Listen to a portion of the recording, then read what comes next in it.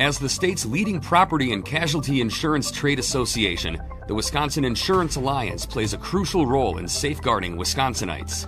Alliance members provide vital insurance coverage, ensuring financial protection for individuals, businesses, and communities across the state.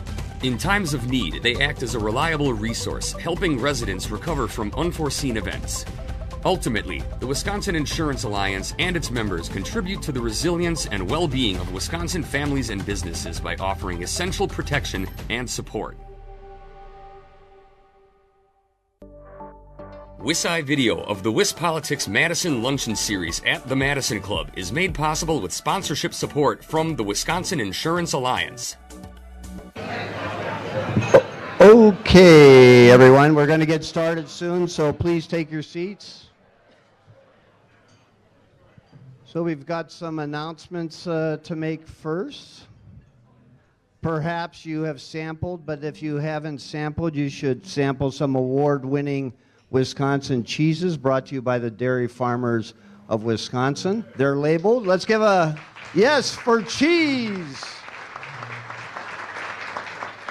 So remember that, Mr. Speaker, if you say cheese and award-winning, people clap. So make sure you work that into all your remarks. All right. So some upcoming events, not all here, but some of them here. The first one is that a week from today, March 4th, the governor of the great state of Wisconsin, Tony Evers, will be here. And so the registration is now open, and you can sign up at WisPolitics.com or at the Madison Club. March 12th in D.C., U.S. Senator Ron Johnson at the Monocle. If you haven't been to the Monocle or you haven't seen Senator Ron Johnson in person, March 12th in D.C. Coming up in Milwaukee, we work with the Milwaukee Press Club and Rotary for some events pre-election.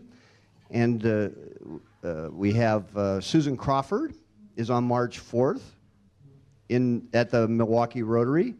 And then Brad Schimmel is at Milwaukee Rotary on March 18th. That's a WisPolitics Milwaukee Press Club Rotary event. And you can find that at the Milwaukee Press Club or at WisPolitics.com. Also, if you haven't gotten one of these, please get one.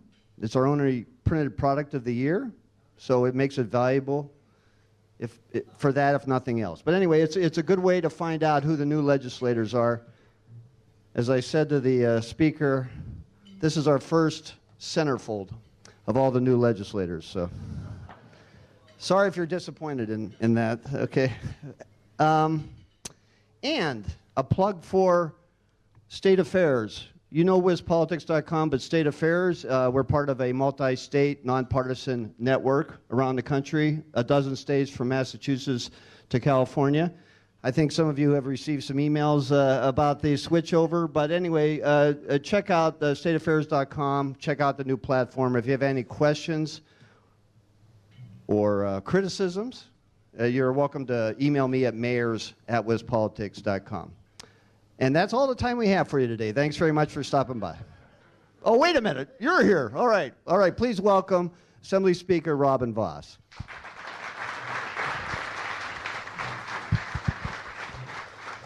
The longest serving speaker in Wisconsin history. Wow. Wow. Yeah. So last year at this time, some people were trying to take that away from you. Yeah. I remember putting a quarter in and say, what do you think about this recall effort? And I think we talked about nothing else. And then some names were thrown around. Little did I realize that the whack jobs who launched recall number 1 after my WisPolitics appearance would launch recall number 2 for only the first time in Wisconsin history. So just so you know, for any of the whack jobs that are out there, you can't do it till January. So there's nothing that can happen in 2025. So I'm safe for at least 8 months. So yeah, I was wondering if you'd bring back that whack job epithet. You did. Okay, so does that mean that you have things patched up with the president? We are tight. I think that I was just at the White House, meeting with the White House Intergovernmental Affairs. I think that if you look at the great things that are happening in Washington, D.C., there's an awful lot for people to be proud of, no matter who you voted for in November, and especially if you voted for Donald Trump. You should focus on the good things that are happening. I think there are issues that should be nonpartisan or, worst case, bipartisan. I cannot imagine the amount of effort and attention that is going into saying that people going after waste, fraud, and abuse is somehow an abuse of presidential power. I think that's sad. We should all agree, if there's waste in government, let's repurpose it toward, I would say, tax cuts. Other people would say different spending, but both of those would be valuable things for us to argue about. But I think, frankly, that the left is so unhinged at the very idea that they could lose. They are reacting in a way which, frankly, makes Donald Trump seem even more presidential. Okay, so the left is giving him power by what again? Well, by acting in the way that they are. There are legitimate differences that the two political parties have, and if you focus on those, many times you actually win the people in the middle over. What the left is doing right now is making everything into a constitutional crisis. You know, the very idea of saying that people have to say what you do at work, that is pretty much normal anywhere in the private sector to make sure that you justify your job. I don't know why that's some kind of a huge partisan issue, that you want to guarantee that people are actually working, that maybe you have to be in the office 5 days a week, 3, 4 at least. That is something that the private sector is already moving to. Almost every major corporation is moving in that direction because they realize that productivity is down, as is the ability to be part of a team, which is even more important to younger workers than older workers. So all things that should be, you can have a policy difference, is becoming, it's the constitutional crisis of our generation, and we're going to lose democracy. And I think most people have heard that now for 6 or 8 years, and it's just old and tired, and it doesn't work anymore unless you're part of the radical left. Okay, so he tried to take you out, and now you're tight with him. I am a team player. The president is the president. It is good for Wisconsin to have Republicans who have relationships with him. I want to make sure that the good things that he is doing have a direct benefit for the people of Wisconsin, and ultimately, I think we all benefit from that. Okay, so is Trump and his administration going to wreck the Wisconsin budget process or enhance it? Well, thank goodness Wisconsin never expanded Medicaid. I think that is another option that we have discussed now for almost, it feels like a generation, but for the last 10 years, that Wisconsin made the decision knowing that at some point the federal government is going to have to balance the budget. I think we have like a 40% deficit. So again, however you feel on the topic, is there any American that thinks we can borrow our way into prosperity? It should be the far left and the far right. Once again, the antidote is different. I would say cut spending. I'm sure they would say raise taxes, right? But both of us have to realize something is broken. And the idea that we are going to have an unlimited, unsustainable budget is something that most of us have to look and say it's just not possible. So thank goodness we did not expand Medicaid. Okay, but he took Medicaid off the table the other day. Well, it depends on what comes through the Congress, right? I mean, there are things inside the Medicaid budget that I would love to have the flexibility to do better. We have a very hard time putting any kind of work requirements on to make sure that able-bodied people are not collecting on the dole. I think that's, again, if you look at the polling, that's like an 80% issue, if higher. So that should be something that's fairly simple. If you're not here legally, you should not be allowed. You're not allowed under current law, but it's very difficult to be able to check citizenship status when people apply for benefits. That should be fairly easy. I think there are also areas where we can go after fraud inside Medicaid that I think would be good for helping to balance the budget, and it would hurt no one. But we also have to be honest, and at some point, we cannot have the level of federal spending or, unfortunately, at some times, state spending and be able to balance the budget. So eventually it's going to happen. I would say sooner rather than later is better for America, but at some point we're going to have to do it.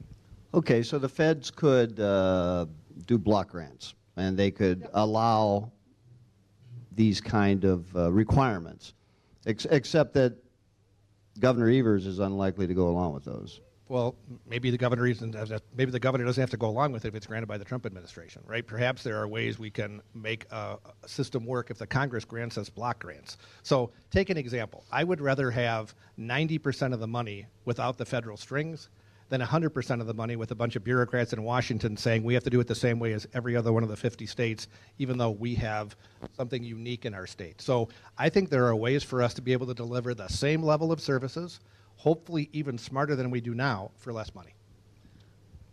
Okay, so speaking of Medicaid and the governor, he took a little dig at you the other day during the budget address. It is amazing the way that they just obsess about certain things. It's almost like they have this obsession with individual people. It's kind of weird. Well, you're not just individual people, you're the speaker, and you're perceived as standing in the way of the postpartum, I don't know what we would call it, the provision. Postpartum coverage, yeah. Yeah, okay. Are you still against that? Yeah, so let's just take 30 seconds and explain why it makes no sense, all right? Sure, go ahead. So the count is starting, yeah. 29. 20. Wisconsin already covers postpartum coverage for people up to 100% of poverty for the entire birth and for 60 days after, right? We know that Obamacare is already covered beginning at a change of life, so you could get it when you become pregnant. There's no enrollment period. You could get it when you deliver the child, or you could get it at the end of the 60 days. And you know how much Obamacare costs for that same woman in poverty? $0. But it's 100% funded by the federal government versus 90-10 for the state. Why would we not want to use the resources that we have to make sure that we do other areas of Medicaid that are not covered? Like we have actually given a pretty big increase to nursing homes, right? Because that's a function of state government that we have to do our 60-40 match. I would rather have it go into programs which aren't 100% federally funded for the exact same coverage versus the ones that aren't. So I am not the only person in the legislature who's opposed to it. I think many Republicans are opposed to the idea of expanding welfare. It's just they are more than happy to let me stand in front and take the arrows, as plenty of other people are not. Okay, but some in your caucus support Of course they do, sure. expansion of it. Okay, so where do you think that's going? Is that going to fly by the end of the budget process, or is that a bargaining chip?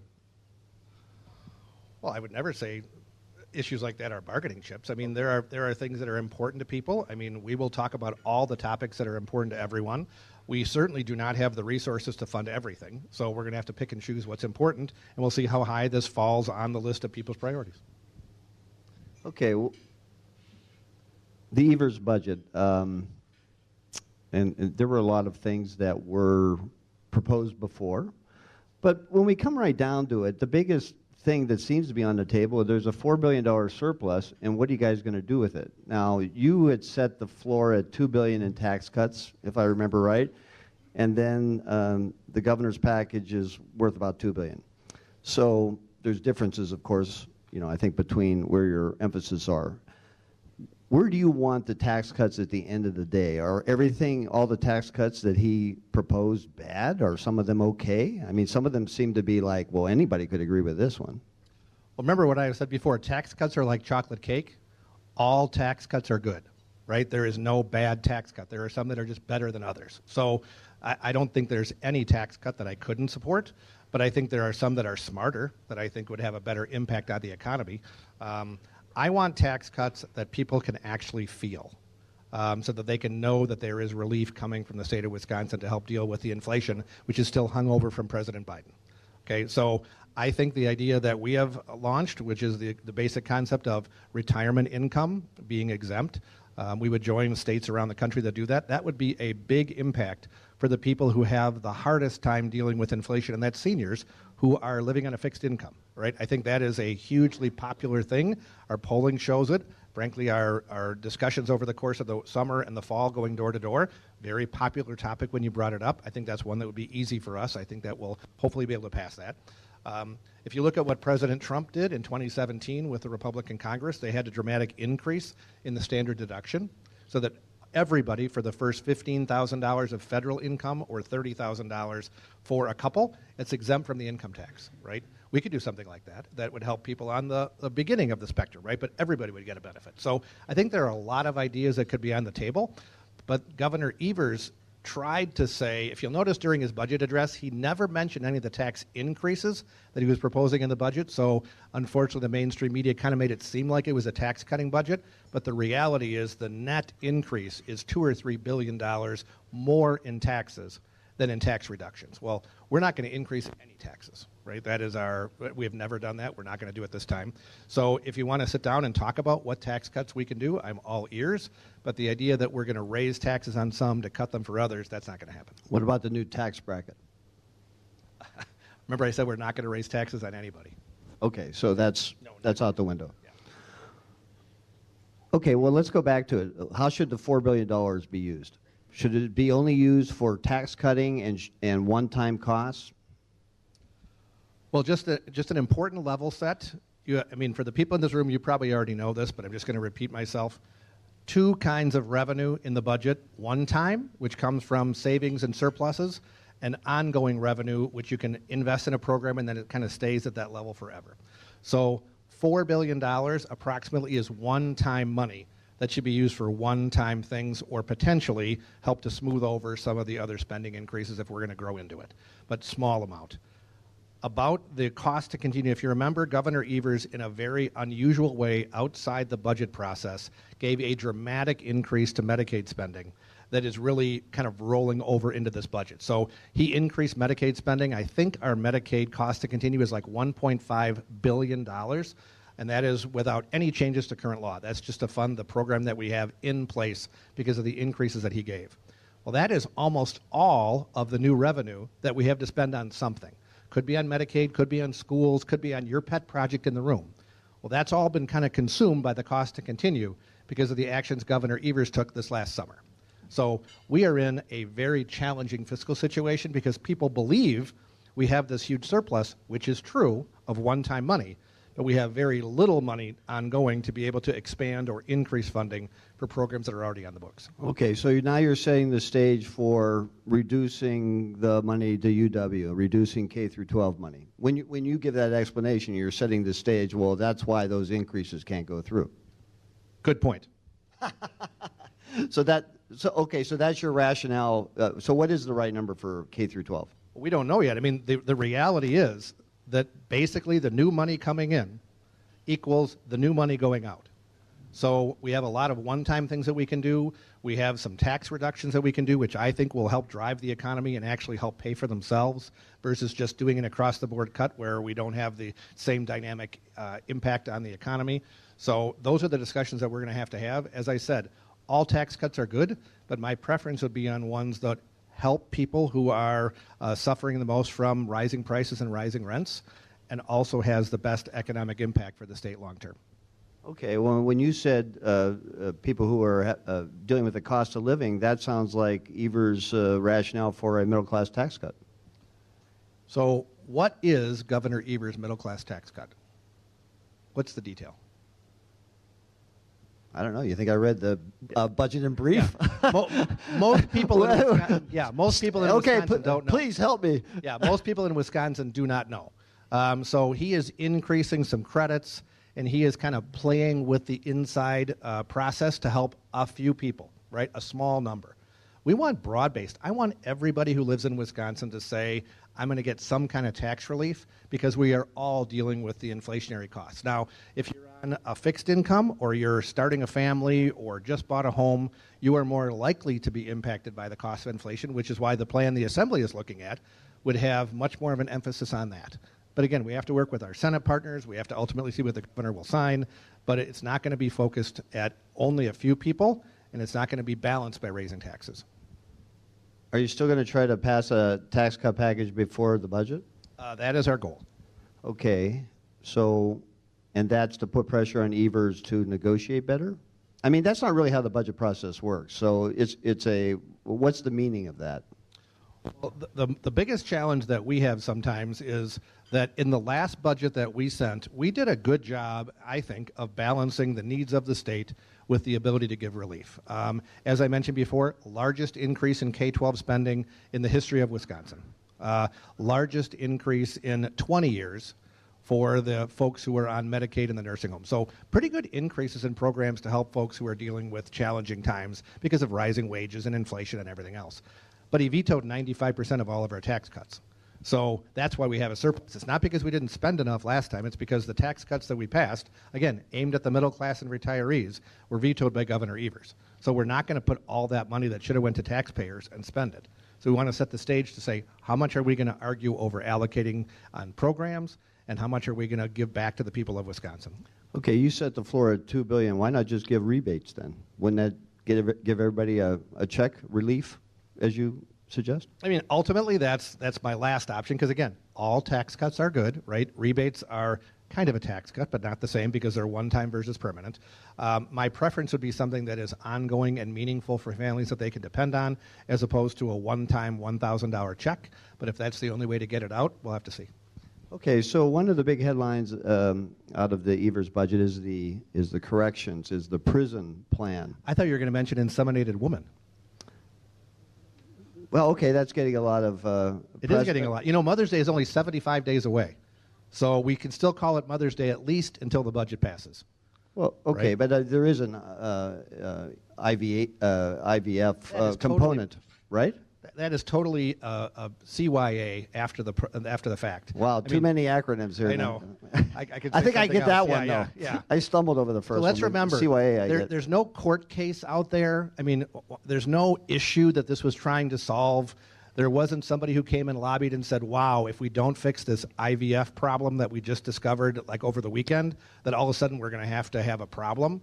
This is what they came up with as a explanation for something that is stupid. Okay, but in the scheme of things, in the scheme of a tens of billions of dollar budget, I mean, this isn't really like the most important thing. Well, it's not the most important, but it's a classic symbol of where Governor Evers' values are.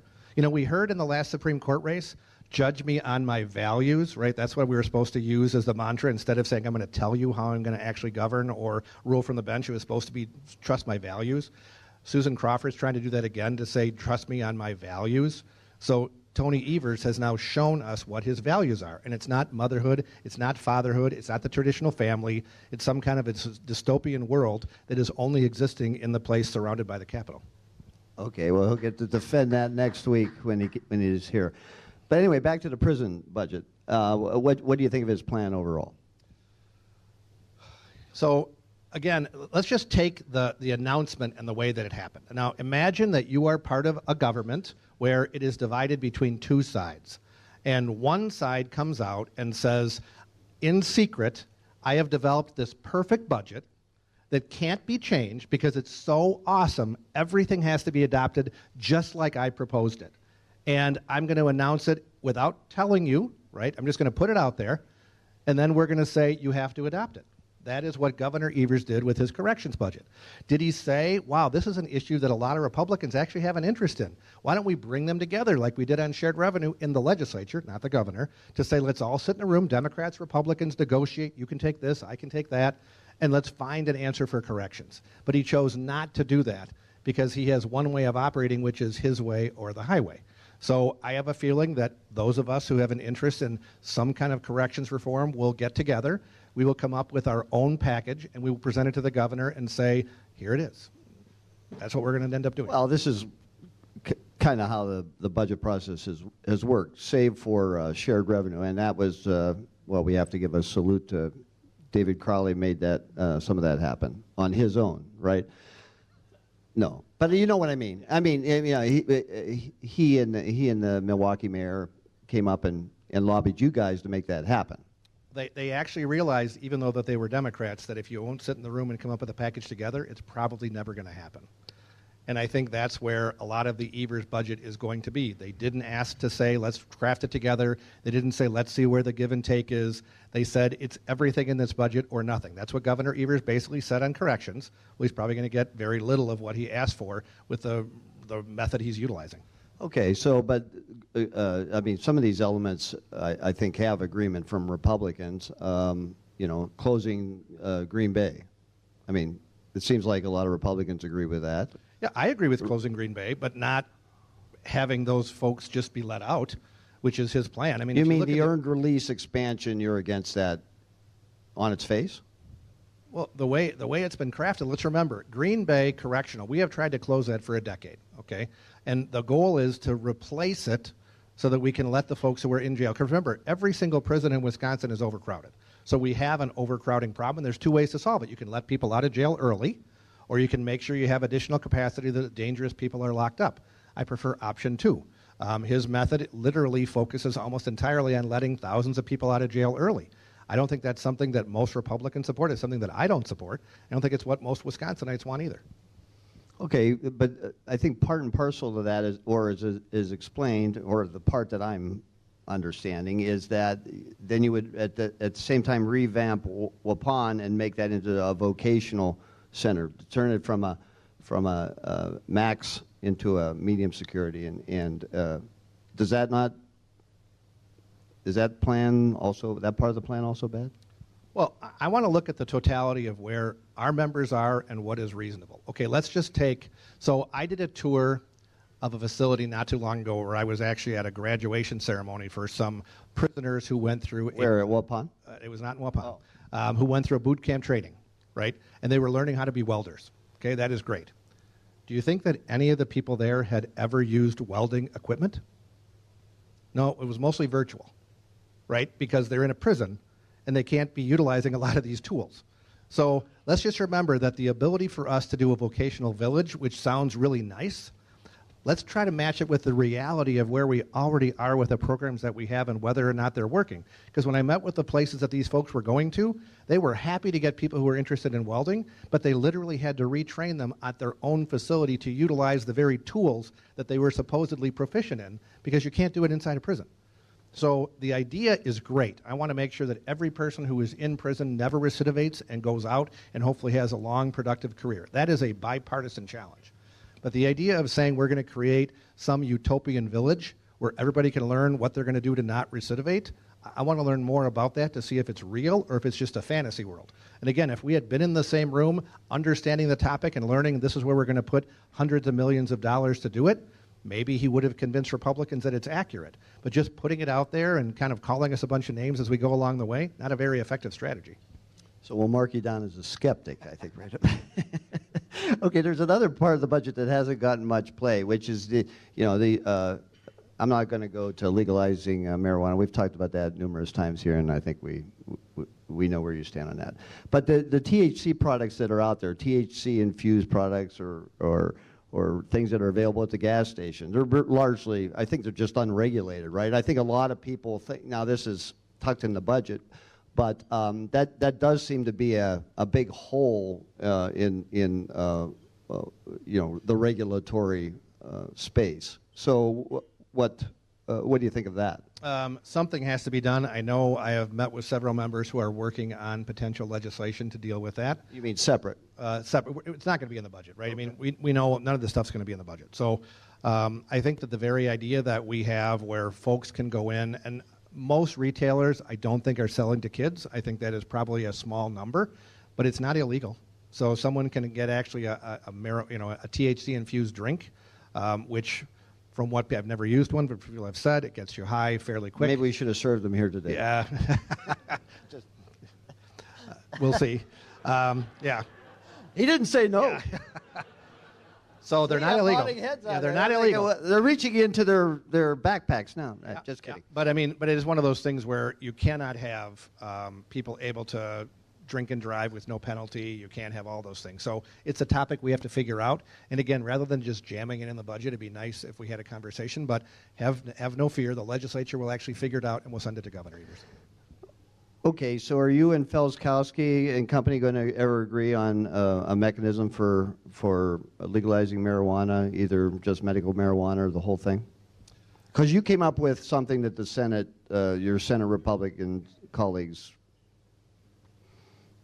gave a thumbs down to last time. Well, they never voted on it. So again, I have no idea where the members actually are.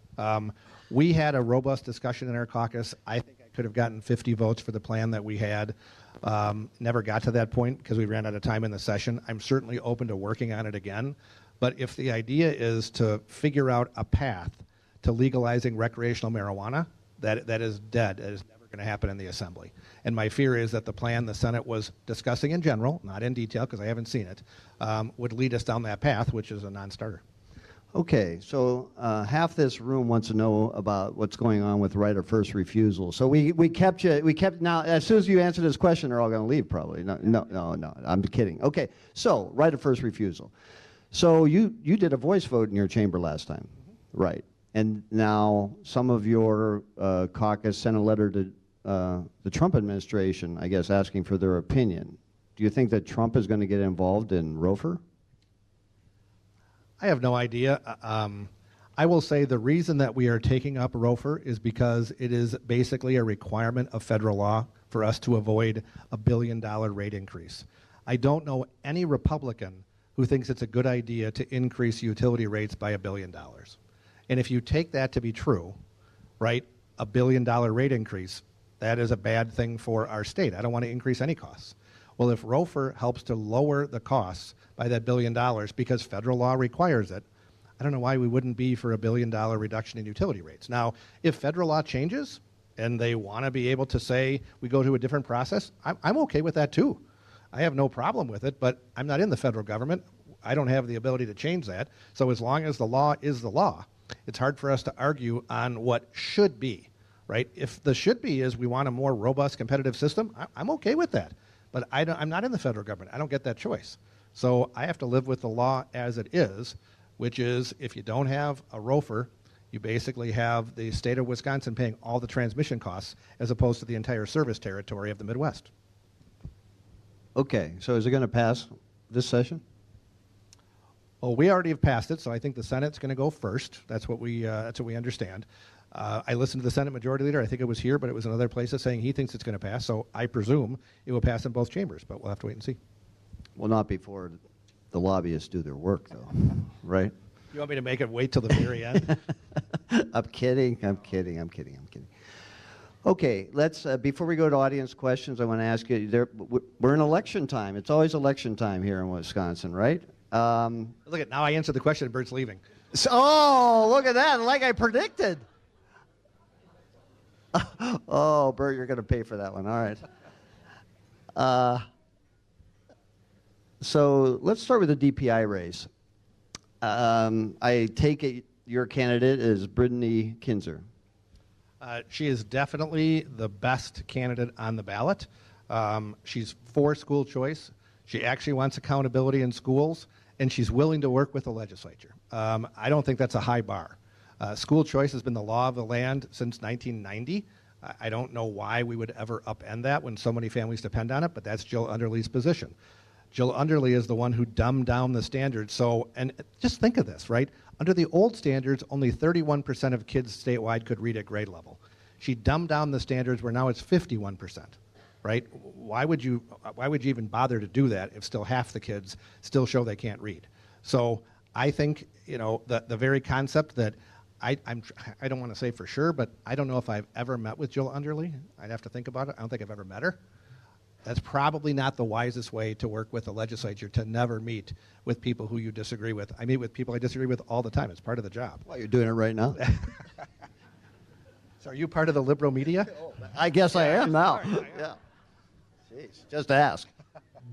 Okay, so Brittany, but what's her path to victory? Because Wright plus Underly's numbers don't really like equal plus 50. I mean, you assume that most of Wright's voters go to Underly, so that puts her well over 50%.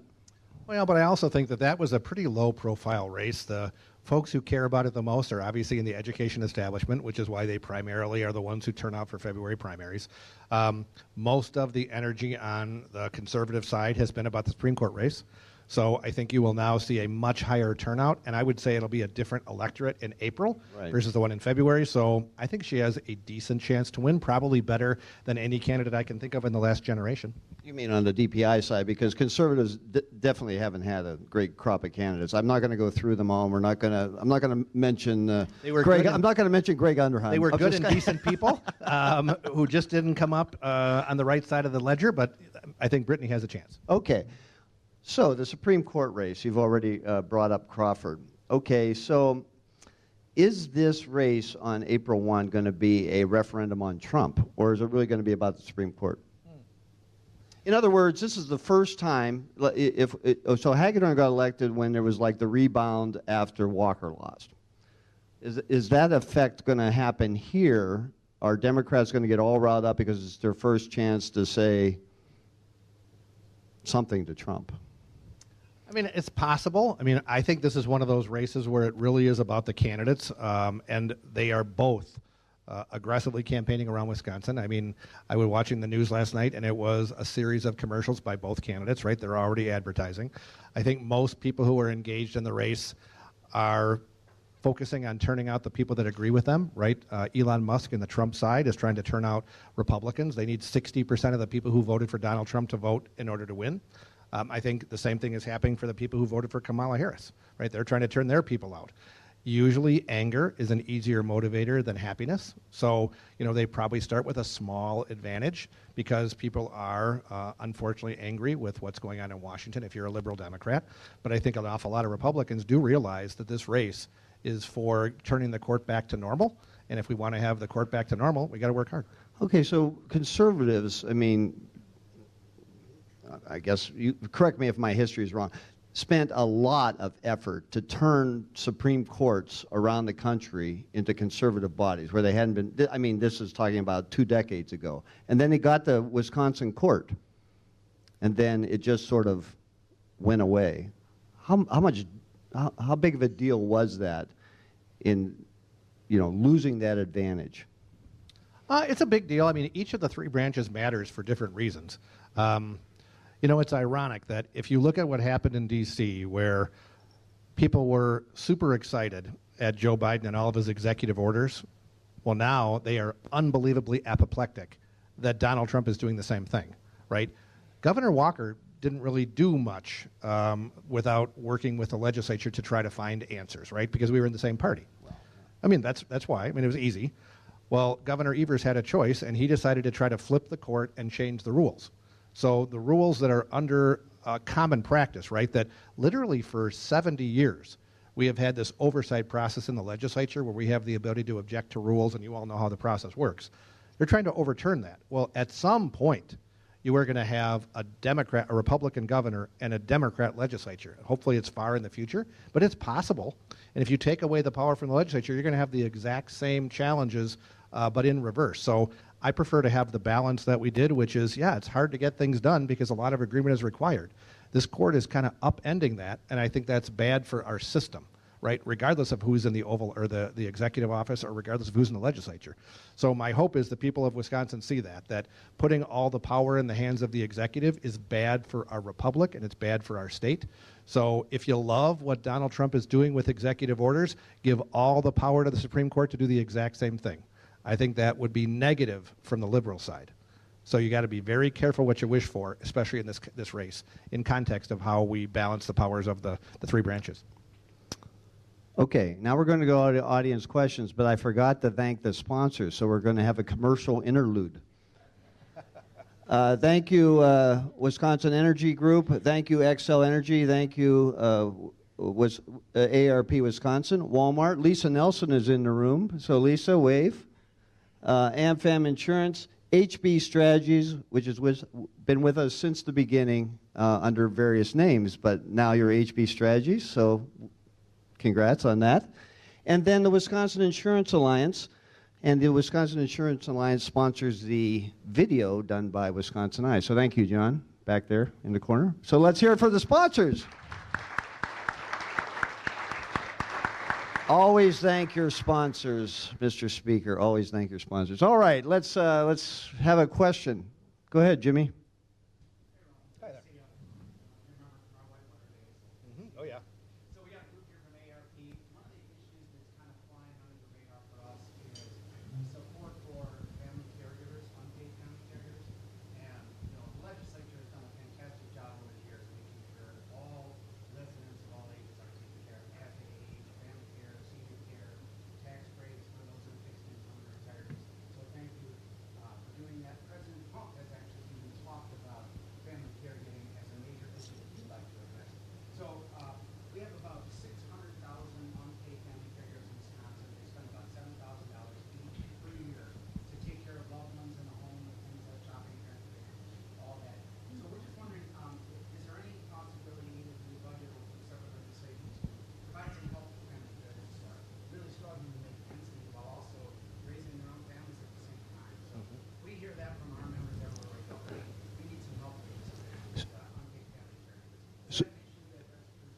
So the question is about unpaid family caregivers. Can there be relief in the budget or otherwise?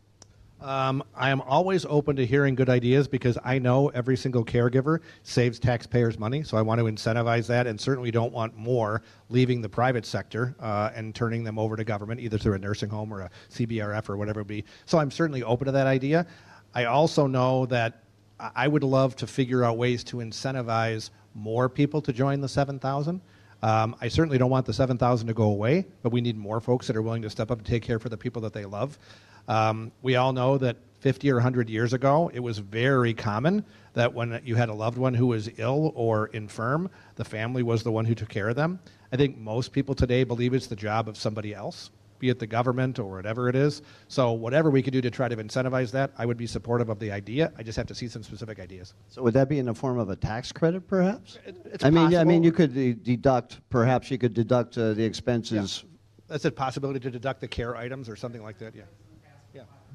Yeah. Yeah. Oh wow, 600,000. Okay. Whoa. Okay, that's a significant number. All right, raise your hand and then I'll call on you, or I'll just call on you no matter what. Like David Crowley. Do you have a question, David? Where are you? Well, I appreciate the opportunity. Great, I'm thanks a here lot. to hear the perspective and the priorities of Oh, well, what if I ask about the public safety building in Milwaukee? Have you heard about the problems at the public safety building in Milwaukee that's used by residents, all over the state? It's apparently a bad place to be, whether you're a juror.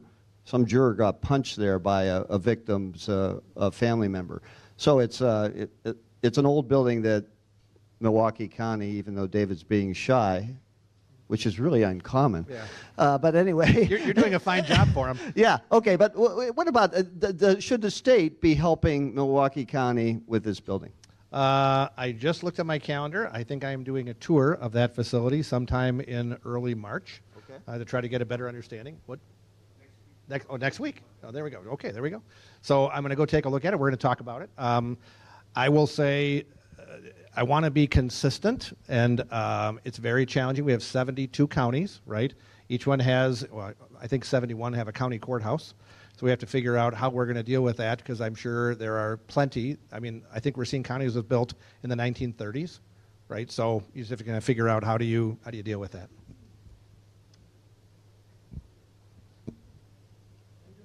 Good, thank you. What I'm curious about is we can talk a little bit about the university. And we know that everybody talks about we're at 43 out of 50. What's it going to take for us to improve? Because it wasn't too many years ago we were, I think, less than 10 out of 50.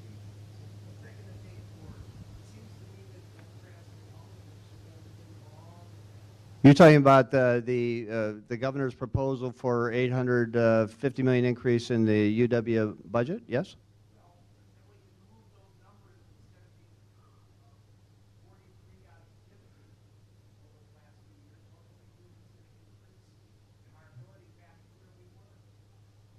Okay.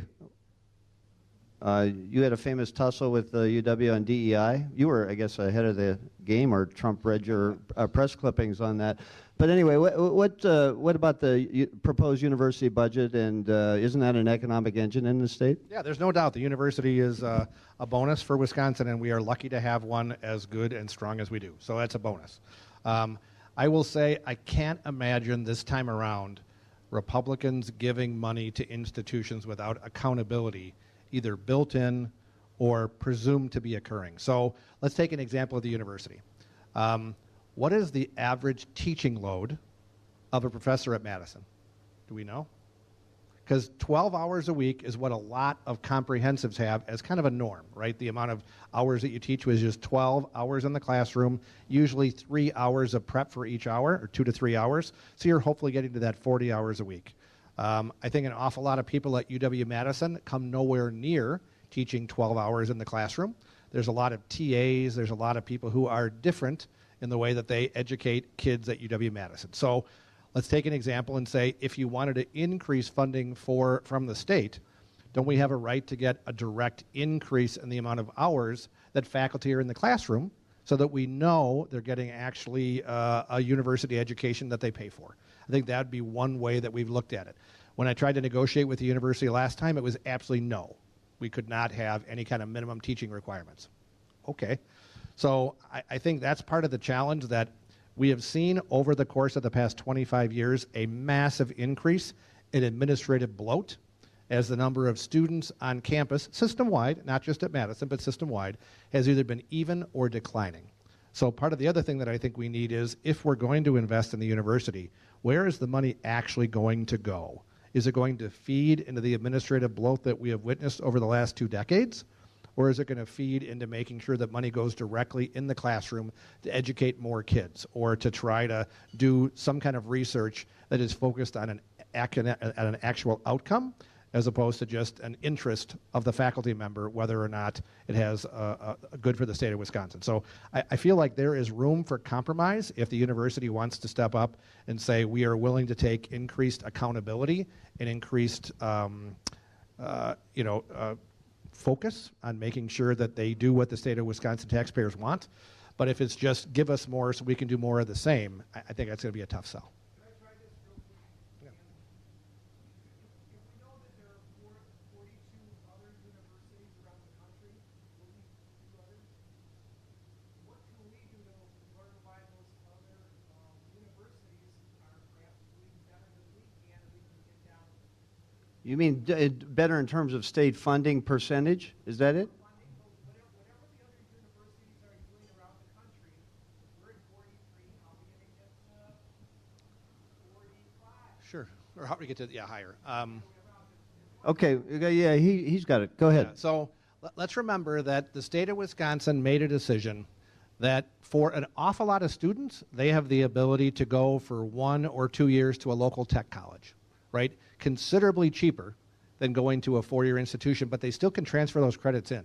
So if you actually added together the tech colleges and the universities to our funding for higher education in general, we're about in the middle of the pack. So we are not at number 43 if you add in all higher ed, because of the way that we've chosen to deliver it. So other states don't have the same transferability that we do. So they might put more money into 4 years and less into their 2 years because it's a different degree granting institution. So I just think we're a little more unique, and to just simply compare us to what everybody else does around the country without taking into account, hey, we do some things really well compared to the rest of the country. It's a lot easier to transfer in those first 2 years into a lot of institutions than it is around the nation. I think that's a bonus for us too. So we have to kind of balance the two off. All right, thanks, Ron. A question over here from the League of Municipalities table.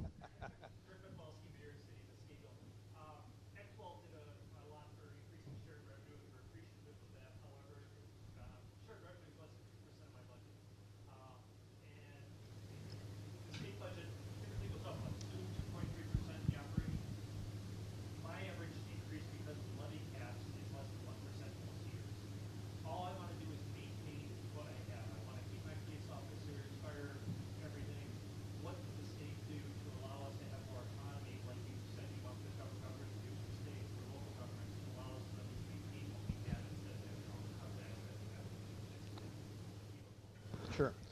Well, I think that's why we did the shared revenue deal, which is kind of on autopilot. So I believe it's like an $85 million automatic increase. I get it, but I'm just saying, so that's a huge portion for the state, $80 million. That would be money that I'm sure an awful lot of people in here would love to have go toward their program, right? So that's a bonus. So I don't know many, I'd have to go back and think about it. I don't know many programs that get an automatic increase. I'm trying to think of any.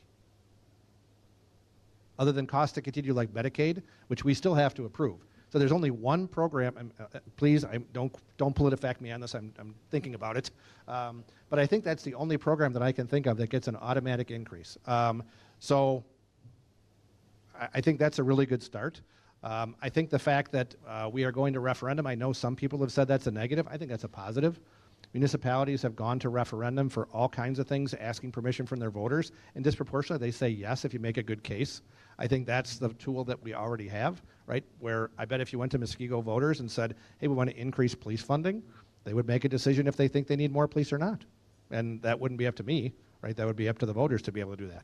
So I think we need to continually look for ways to also find areas that we can help to cooperate. I am super disappointed. I spent a lot of time in the last budget getting this innovation fund put together, right? It was a lot of arguing to let people even give innovation to the local municipalities. It has taken Governor Evers' Department of Revenue over 2 years to put the rules together, and I'm not even sure if they're finalized yet. So they're close, right? But 2 years later, I want to be able to see what the Innovation Fund is going to be able to help folks focus on finding ways to do their same services better or smarter, or finding ways to actually be more innovative. So I think that's something where if we can see that the Innovation Fund works, I would be happy to put more one-time money in that to be able to incentivize folks to deliver services in a smarter way. Because I do think that the idea that municipal boundaries are the way that we deliver services sometimes works, but I don't think it should be the only way that we have going forward, considering how many municipalities we actually have.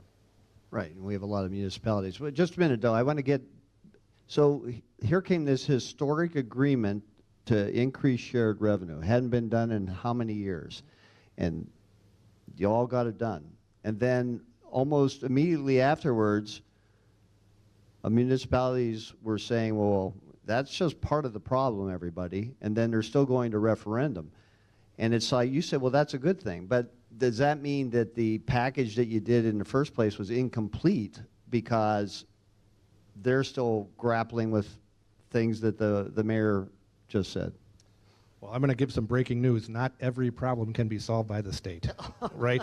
I mean, we have the ability. Well, wait a minute. Let's stop and get that news out. Okay, right. Okay. But, so we can be a partner in a lot of things, but it can't be simply one solution for every municipality at the state level. Just like it shouldn't be one solution for every one of the 50 states and territories to be able to say this is how Washington's going to recommend it. So I would rather make sure that we give resources when we can. We try to free up people to be able to be innovative, which is why we want to do the Innovation Fund, and find an answer that hopefully is different for Muskego versus, Mauston or wherever it would be. I think that the idea that everybody fits the same mold isn't exactly accurate. All right, good counter. Somebody raised their hand here. Yeah, go ahead. Well, look at that. How's the food here? Is the food okay? Or would you do better? No, I'm kidding. Welcome.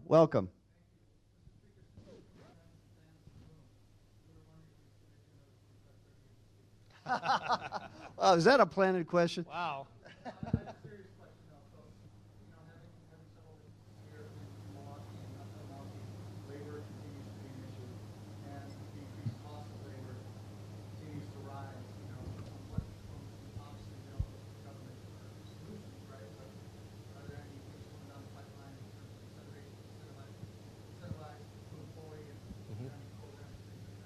Question is from a famous restaurateur about labor.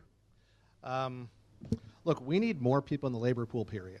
There are too many people sitting on the sidelines. Yes, we have a good labor force participation rate compared to other states, but the whole country needs to figure this out. That, look, I want healthy, legal immigration. I think that is good for our society because I want people who love America to come here and find the American dream. So my hope is in D.C., they find a way to increase legal immigration while closing the border to people who are coming in here illegally. There can be a way to make that happen.